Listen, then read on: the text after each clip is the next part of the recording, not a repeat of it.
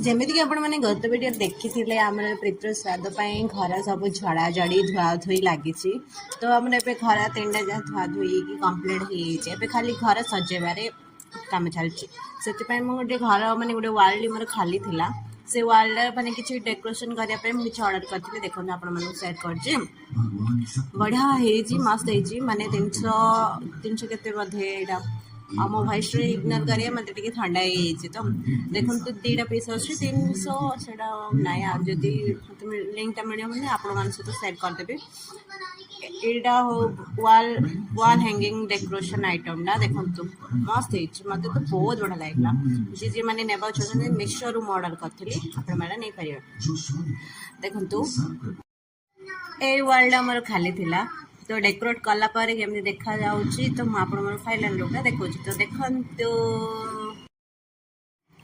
ଟେଣ୍ଟେଣା ମୋର wall decorate ଦେଖ ready ହେଇଗଲା।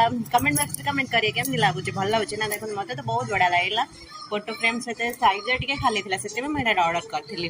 ଆପଣମାନଙ୍କୁ କେମିତି ଲାଗିଲା କମେଣ୍ଟ ବକ୍ସରେ କମେଣ୍ଟ କରିବେ। ଆଉ ଗୋଟେ ପାର୍ସଲ ଆସି ପହଞ୍ଚିଛି।